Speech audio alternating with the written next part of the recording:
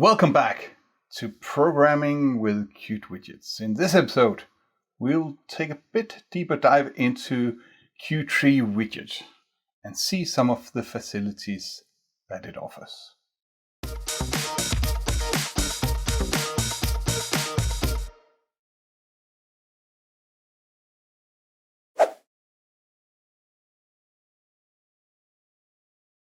For this series on Programming Qt Widget, not to take a million years for me to record and for you to watch, I will not show you Qt Table Widget, Qt List Widget, but only Qt Widget. But the good thing is that they look so much alike that it is not a huge loss. And of course, there's things that applies to a Qt widget that doesn't apply to a table or a list widget. But anyway, we'll talk about selection. We'll talk about keyboard focus, about sorting, about event handling, and a few things more that I already now have forgotten. So what you're looking at here on my screen now is a tree widget that looks somewhat odd because some of the items here has been selected, and down here you can see the keyboard focus. The keyboard focus I can move separate of the selection items while the selection is happening by pressing the mouse. And when I select something, you'll notice that you can hardly see it here. I can move up, and you can see now here is my keyboard focus. So when I select something, my keyboard focus ends up on the item that was the last one that my cursor was on. We can only have one item that has a keyboard focus, but we can have multiple items that have selection. And we actually do have 5 different selection modes. The first one is no selection, which means that you cannot do anything with the mouse here. The second one is single selection, which means that you can select a single item.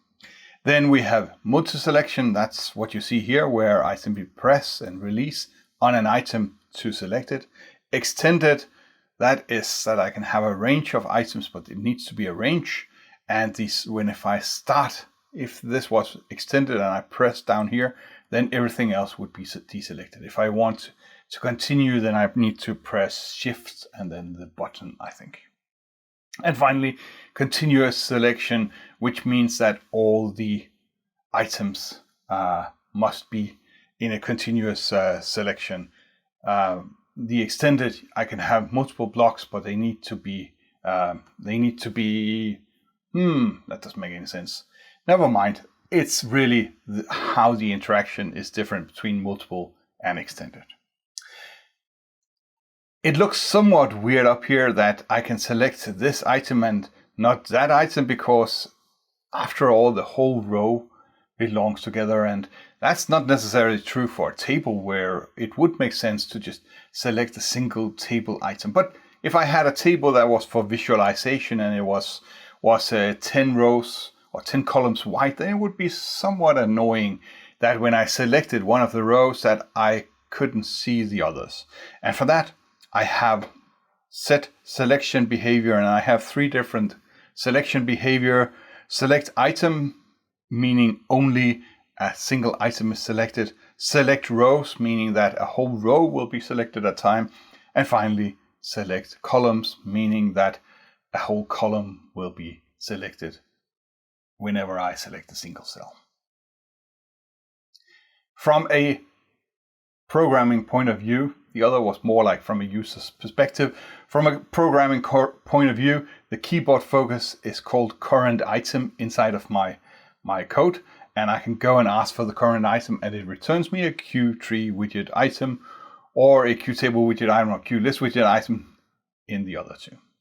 To set the current item, again, set current item and specify the item. And I can actually, when we go to the Qt Creator in just a second, I can show you there's a few different overloads for set current item, but they all take a Qt list or a Qt table or Qt widget item, not a row as a number. Selection, I can go and ask for the selected item, and I can set for given specific item, I can set it to be selected. But notice here, selected items. But wait a minute, Jesper. I'm thinking back. In the previous episode, you told us that in a tree, the whole row is an item. Let's bring that up again. So sub A3, sub B3, and sub C3. This is just one item with multiple columns. So when I have selected item, how do I tell the different parts? Well, you don't. That's a somewhat shortcoming to this API, but fortunately, if you remember Qt Widget subclasses from Qt View, and Qt View has its own mechanism for this, and ICLS, that's how I mark up stuff in my code. Never mind that. It has its own mechanism for the selection, which is much more powerful if you go through the selection model, which is really meant to be about Qt views, because as it says here, the API uses Q model indexes. So this communicates in terms of Q model index, which we'll see in 2 episodes from now when we talk about model view. And let's see an example of these concepts in action. All the code is in main, and let's just walk really fast through it and see if there's any interesting things. I create my tree widget. I set sorting enabled, otherwise I wouldn't be able to sort the items here. I create a tree widget item at the top. I create another one that I set top level. That's already discussed in the previous episode. I call set expanded true. That's what made this one expanded right away. I promised to show you that. Then I create all these items inside here. I create the set the selection model to be multiple. Notice how I can select multiple, and I say select items. So that's why I select the individual items. Let's just try and change this here to select rows and run it again, just so that you can see a much more sane version of it, at least usually more sane, depending on what my use case is, where I select multiple rows. But let me get back here again. Select,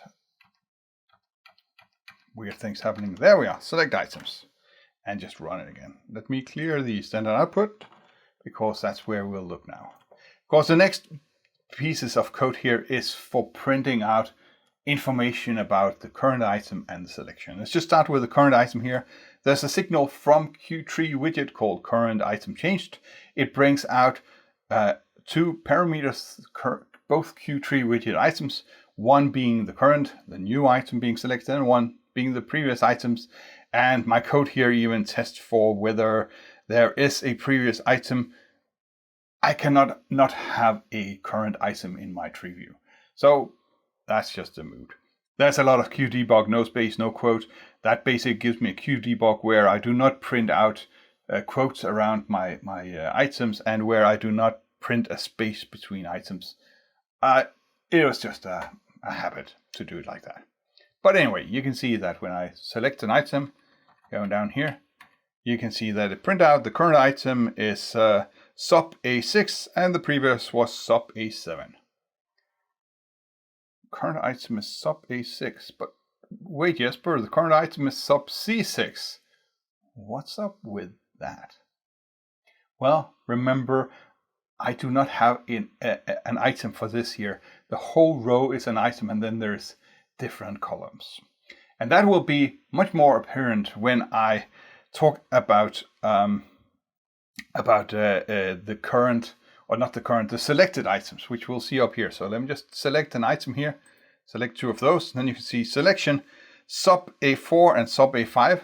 Those are the selected, but it says for the row zeros here, because current text row, I don't have any other, sorry, wrong one here.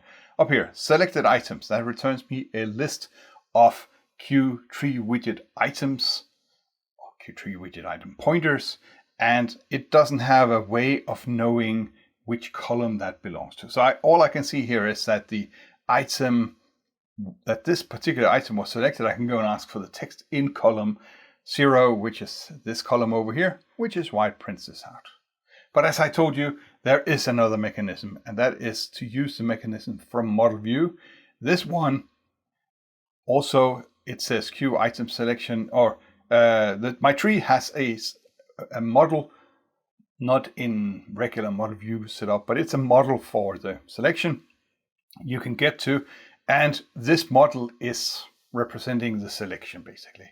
And it has a signal called selection changed, which again is those that are selected and those that are newly selected and those that are newly deselected in here. So if I press this one here, selection mode, you can see it only prints out 1 despite that there's 3. So it's only the newly selected ones.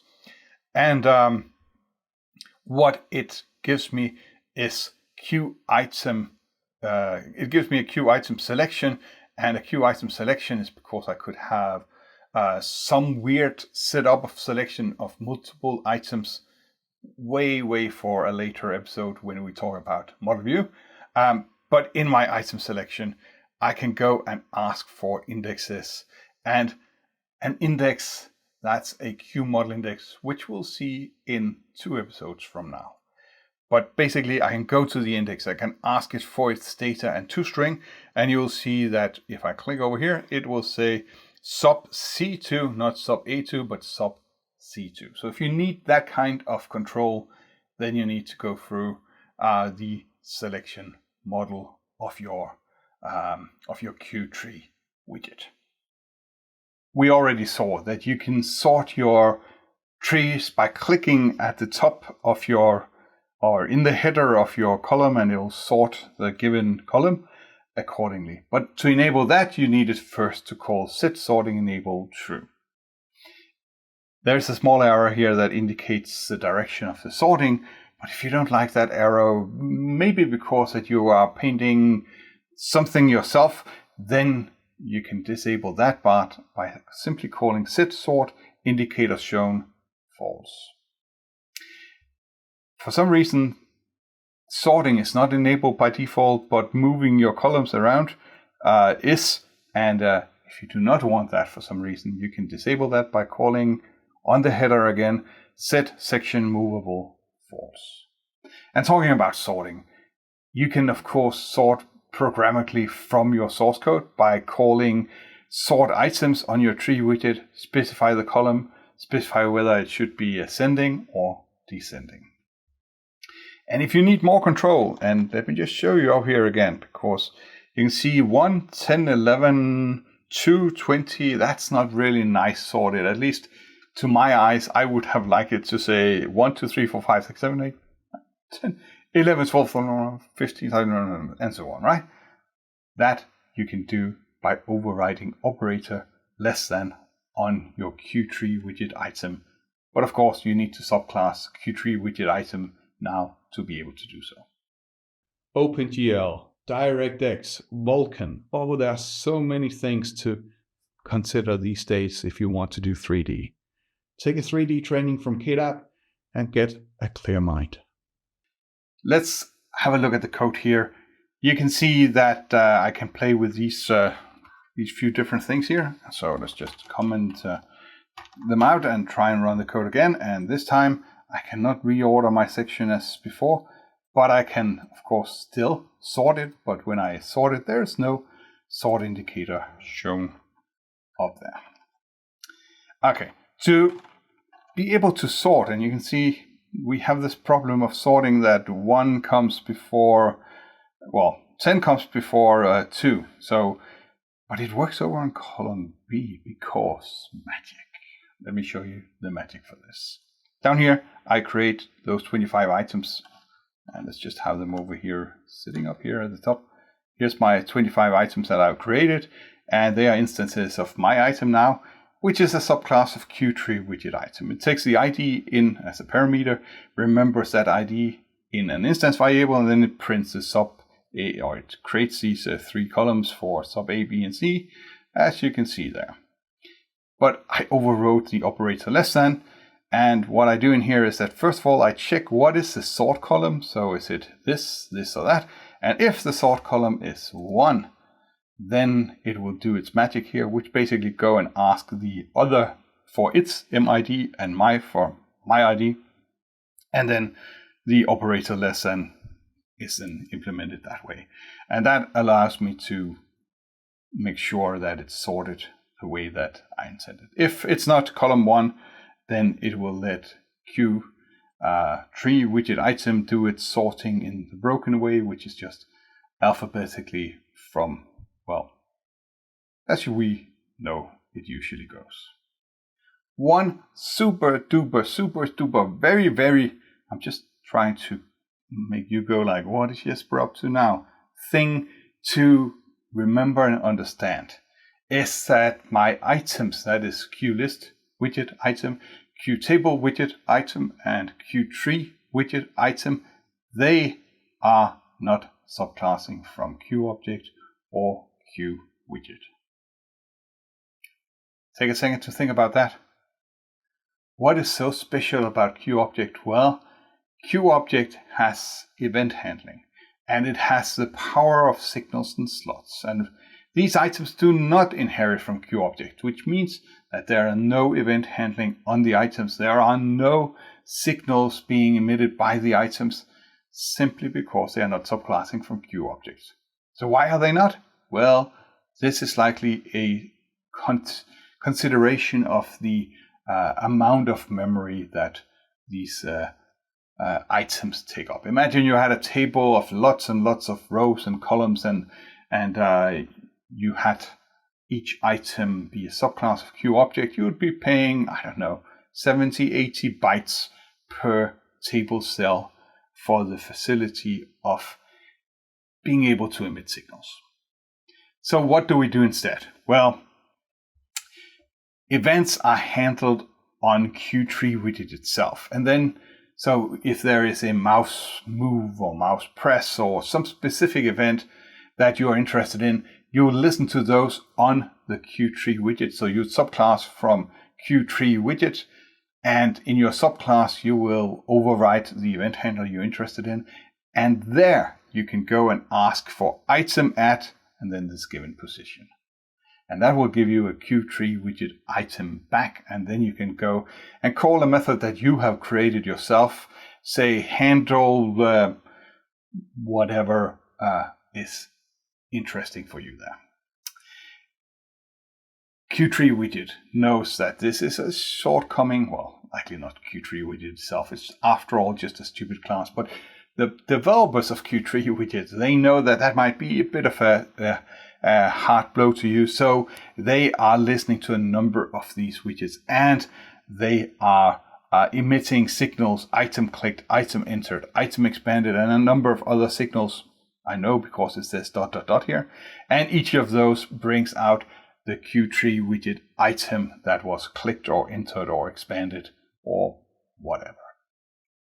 And finally, you can, when you create your Qt Widget item, you can specify a type in the constructor, I believe, or there's a set type. I haven't done that for like a few decades by now, so forgive me. And this type is basically for you being able to do some runtime type information. I am already stalling here because I haven't done this for a long time, and the reason why I haven't done this for a long time is that if you want to do something as complex as this, then you likely want to use the model view framework instead. And on that cue, the next episode will look at exactly the model view framework. Until then, have an absolute fantastic, great day, and I'll see you then.